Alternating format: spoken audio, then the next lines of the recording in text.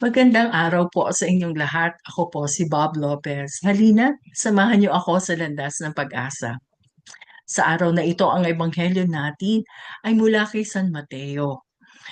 At dito sinabi ni Jesus, huwag niyong isipin na naparito ako upang ipawalang saysay ang kautusan ni Moises at ang sinulat ng mga propeta. Naparito ako upang tuparin ang mga ito.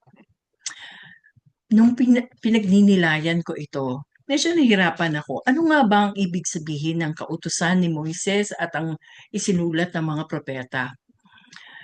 Ang ibig lang sabihin nito, ito ay ang lumang tipan. At sinabi ni Jesus, lahat ng sinabi sa lumang tipan ay hindi niya ipapawalang saysay. Um, Ito ay kanyang tutuparin. At kung bubuuin natin ang mga kautusan ng Diyos mula sa lumang tipan, para sa akin, ito ay nakasentro lamang sa isang bagay. Pagmamahal sa Diyos at pagmamahal sa kapwa. Pag-ibig. At tama si Jesus na tinupad niya ang mga kautusan na ito dahil sa pag-alay niya ng buhay niya sa atin. At ito ang pinaka mahalaga o matindi, importanteng ekspresyon ng pagmamahal, ang pag-alay ng buhay para sa iba o para sa Diyos. Habang nagninilay pa rin ako sa pagbasang ito, naisip ko, lumaki ako na sumusunod sa mga dapat. Dapat ganito, dapat ganyan, bawal yan, bawal ito.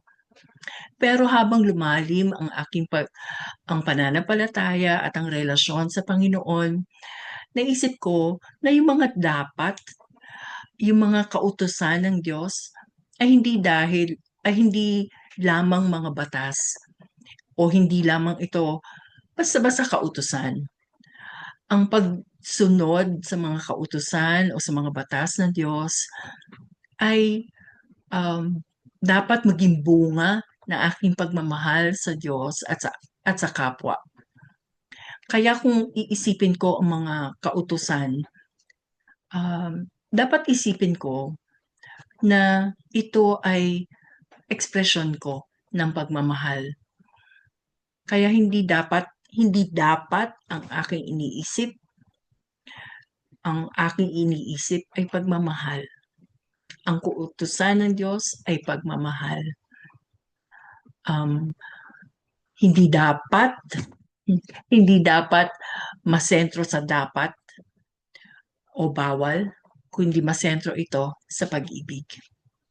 Ito ang tinuturo sa atin ng Panginoon, ang pagsunod sa kautusan ng Diyos, kautusan ni Moises at ang isinulat ng mga propeta. Lahat ito ay nakasentro sa pag-ibig.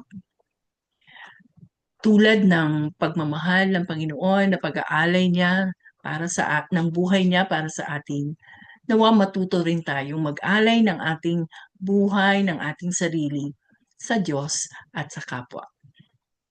Kung kayo po ay natulungan ng pagninilay na ito, pari lamang pong i-like o i-share. God bless you po.